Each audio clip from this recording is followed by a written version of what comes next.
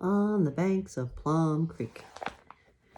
We are up to chapter 26. Chapter 25 was so devastating with those grasshoppers. Oh my goodness. And chapter 26 is called Grasshopper Eggs. One day, Laura and Jack wandered down to the creek. Mary liked to sit and read and work on sums on the slate, but Laura grew tired of that. Outdoors was so miserable that she did not much like to play either. Plum Creek was almost dry. Only a little water seeped through the pebbly sand. The bare willow did not shade the footbridge now. Under the leafless plum thicket, the water was scummy. The old crab had gone away. The dry earth was hot. The sunshine was scorching, and the sky was a brassy color. The whirring of grasshoppers sounded like heat. There were no good smells anymore. Then Laura saw a queer thing. All over the knoll, grasshoppers were sitting still, with their tails down in the ground.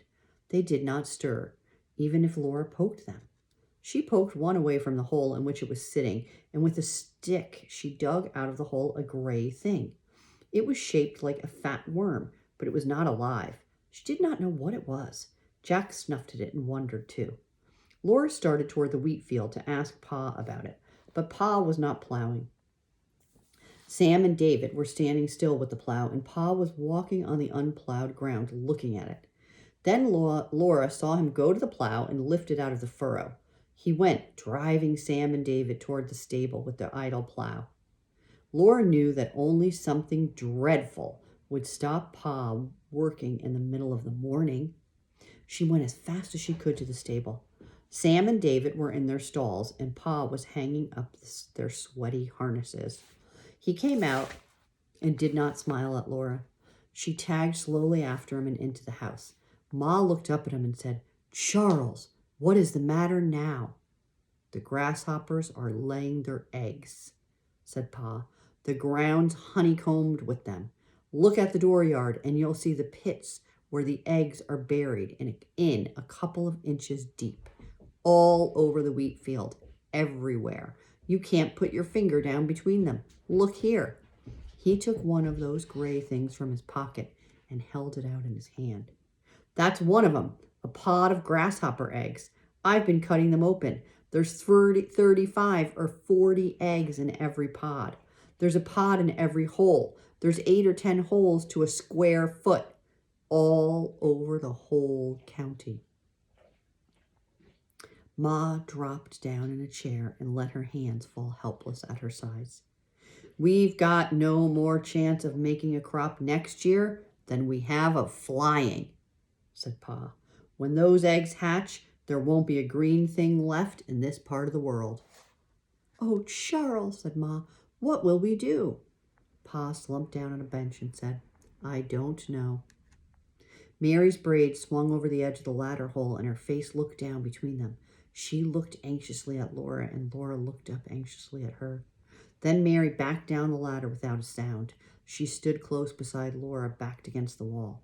Pa straightened up. His dim eyes brightened with a fierce light, not like the twinkle Laura had always seen in them. "But I do know this, Caroline," he said. "No pesky mess of grasshoppers can beat us. We'll do something. You'll see. We'll get along somehow." "Yes, Charles," said Ma. "Why not? We're healthy. We've got a roof over our heads. We're better off than lots of folks. You get an early dinner, Caroline. I'm going to town. I'll find something to do. Don't you worry." While he was gone to town, Ma and Mary and Laura planned a fine supper for him. Ma scalded a pan of sour milk and made white balls of cottage cheese. Mary and Laura sliced cold boiled potatoes, and Ma made a sauce for them. There were bread and butter and milk besides. They washed and combed their hair. They put on their best dresses and their hair ribbons. They put Carrie's white dress on her and brushed her hair and tied the string of Indian beads up on her neck. They were all waiting for Pa when he came up the grassy knoll. That was a merry supper. When they had eaten every bit of it, Pa pushed back his plate and said, "Well, Caroline?" "Yes, Charles?" "Here's our way out," said Pa. "I'm going east tomorrow morning." "Oh, Charles, no," cried out Ma. "It's all right, Laura," Pa said. He meant, "Don't cry," and Laura did not cry. It's harvest time back there, Pa told them. The grasshoppers went only about 100 miles east of here. Beyond there, there's crops. It's the only chance to get a job, and all of the men in the west are heading for those jobs, so I've got to get there quick. If you think it's for the best, Ma said, the girls and I can get along, but oh, Charles, it will be such a long walk for you. Shucks, what is a couple of 100 miles, said Pa, but he glanced at his old patched boots. Laura knew he was wondering if they would last to walk so far. Couple 100 miles don't amount to anything, he said. Then he took his fiddle out of his box. He played for a long time in the twilight, while Laura and Mary sat close to them, and Ma rocked Carrie nearby. He played Dixieland. He played We'll Rally Round the Flag Boys. He played All the Blue Bonnets Are Over the Border. And he played, Oh, Susanna, don't you cry for me. I'm going to California with the washpan on my knee. And then he played The Campbells Are Coming, Hooray, Hooray. And then he played Life Let Us Cherish. And then he put away the fiddle. He must go to bed early to get an early start in the morning. Take care of the old fiddle, Caroline, he said. It puts heart into a man. After breakfast at dawn, Pa kissed them all and went away. His extra shirt and pair of socks were rolled in his jumper and slung on his shoulder. Just before he crossed Plum Creek, he looked back and waved. Then he went on all the way out of sight without turning back. Jack stood pressed close against Laura. They all stood still for a moment after Pa was gone. And then Ma said cheerfully, We'll have to take care of everything now, girls. Mary and Laura, you hurry with the cow to meet the herd. She went briskly into the house with Carrie, while Laura and Mary ran to let Spot out on the stable and drive Spot toward the creek. No prairie grass was left, and the hungry cattle could only wander along the creek banks, eating willow sprouts and plum bushes, and a little dry grass left from last summer. Well, that's chapter 26. It's concerning, isn't it? Let's see what Pa can do. Chapter 27 is called Rain. Everything was flat and dull when Pa was gone.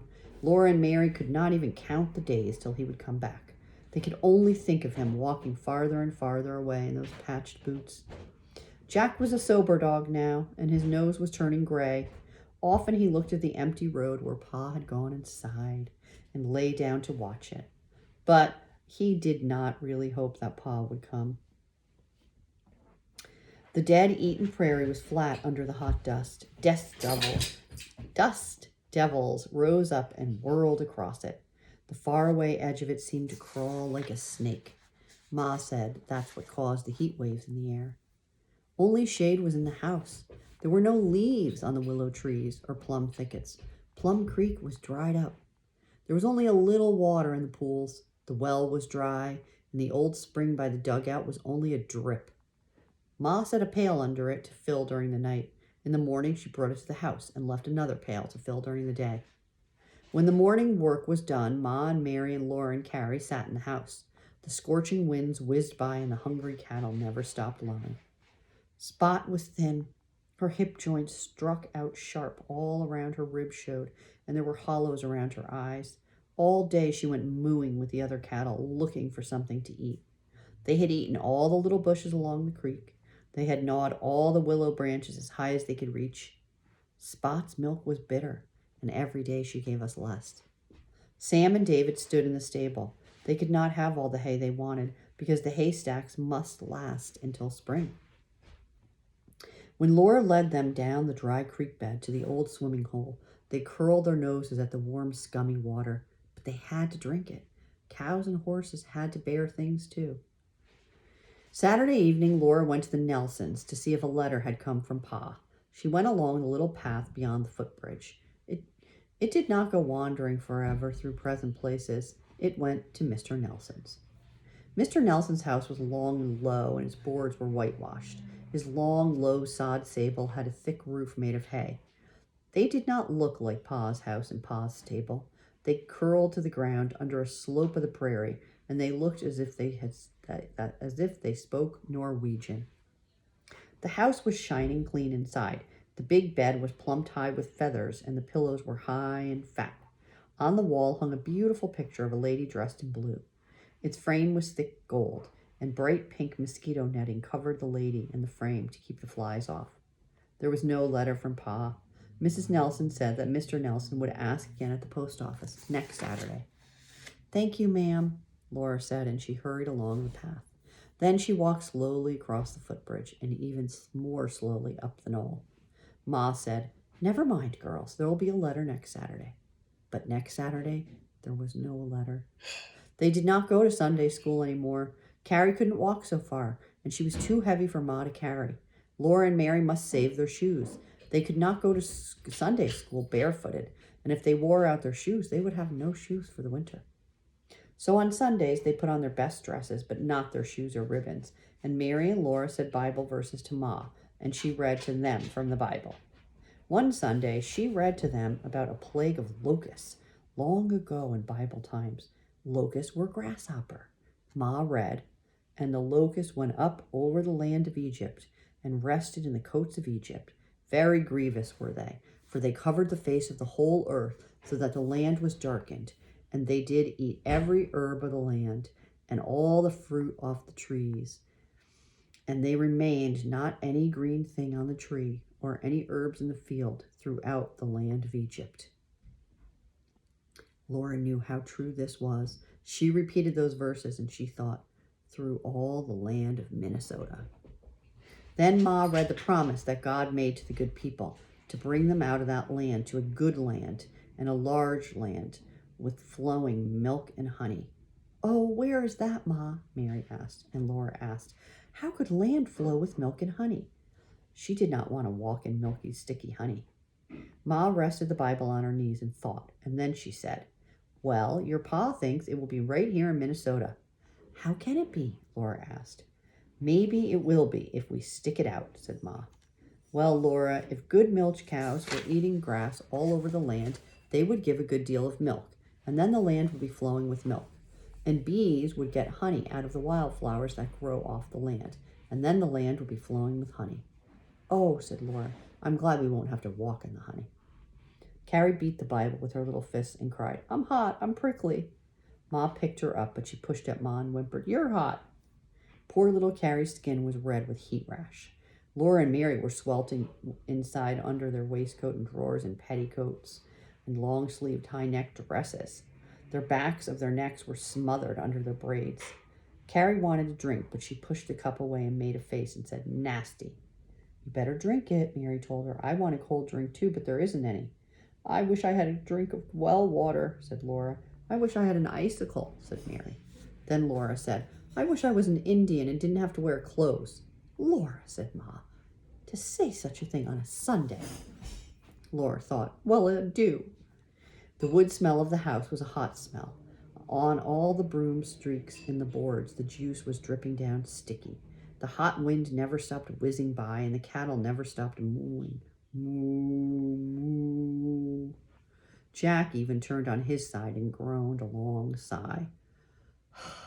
Ma sighed too and said, "Seems to me I'd give almost anything for a fresh breath of air." At that very minute, a breath of air came into the house. Carrie stopped whimpering. Jack lifted up his head. Ma said, "Girls, did you?" And then another cool breath came in. Ma went through the lean-to to the shady end of the house. Laura scampered after her, and Mary came leading Carrie. Outdoors was like a baking oven. The hot air came scorching against Laura's face. In the northwest sky, there was a cloud. It was small in the enormous brassy sky, but it was cool. It was a cloud, and it made a streak of shade on the prairie. The shadow seemed to move, but perhaps it was only the heat waves. No, it was really coming nearer. "Oh, please, please, please, please, please," Laura kept saying silently with all her might. They all stood shading their eyes and looking at the cloud in the shadow. The cloud kept coming nearer. It grew larger. It was thick and had a dark streak as it hung above the prairie. Its edges rolled and swelled in big puffs. Now gusts of cool air came, mixed with gusts of hotter air than ever. All over the prairie, dust devils rose up, wild and wicked, whirling their dust arms. The sun burned down on the house and stable. The shadow of the cloud was far away. Suddenly, a fire-white streak zigzagged, and a gray curtain fell from the cloud and hung there, hiding in the sky beyond it. That was rain. Then a growl of thunder came. "It's too far away, girls," Ma said. "I'm afraid it won't come to us. But anyway, the air is cooler." A smell of rain came on, streaks of coolness through the hot air. "Oh, maybe it will come to us, Ma. Maybe it will," Laura said. Inside themselves, they were all saying, "Please, please, please, please, please." The wind blew cooler. Slowly, slowly, the cloud shadow grew larger. Now the cloud spread wide in the sky. Suddenly a shadow rushed across the flat land and up the knoll, and fast after it came the marching rain. It came up the knoll like millions of tiny trampling feet, and the rain poured down on the house, and on Ma, and on Mary, and on Laura, and on Carrie. Oh, here's a picture of it far away, and they're watching it. But then it does come close to them. And you can see the land is so barren because the grasshoppers have eaten everything. So if there's no shade, it makes it so much hotter. And if there's no shade and there's no rain, the creek dries up. "Get in quick," Ma exclaimed. The lean-to was noisy with rain on its roof. Cool air blew through it and into the smothering house. Ma opened the front door. She fastened back the curtains and opened every window. A sick smell steamed up from the ground, but the rain poured down and washed it away. Rain drummed on the roof. Rain poured on the eaves. Rain washed the air and made it good to breathe. Sweet air rushed through the house. It lifted the heaviness out of Laura's head and made her skin feel good. Streams of muddy water ran swiftly over the hard ground. They poured into its cracks and filled them up. They dimpled and swirled over the pits where the grasshopper eggs were and left smooth mud there. Overhead, the lightning flickered sharp and thunder crashed. Carrie clapped her hands and shouted. Mary and Laura danced and laughed. Jack wiggled and scampered like a puppy. He looked out at the rain from every window, and when the thunder banged and crashed, he growled at it. "Who's afraid of you?" "I do believe it's going to last until sunset," Ma said.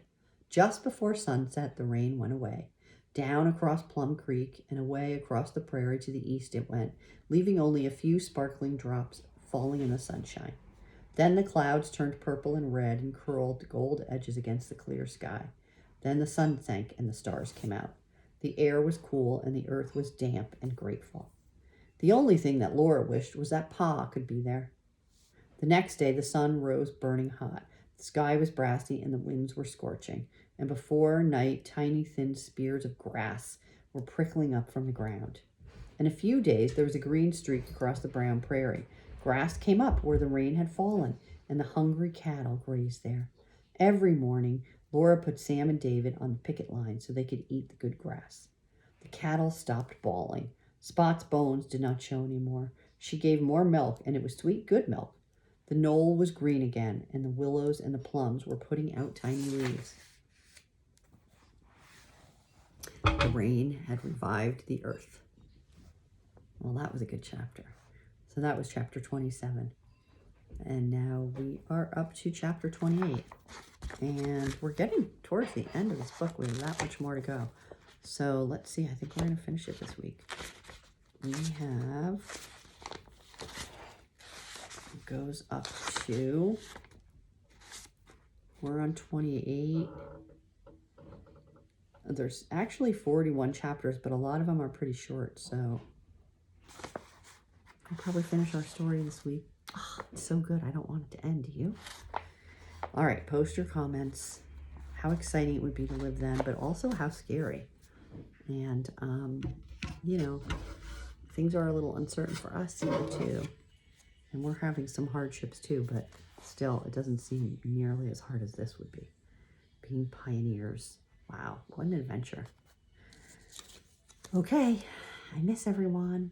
Post your comments. I love seeing what you think, and how you feel about the story. I'll come visit your Zoom classroom soon. Okay, bye for now.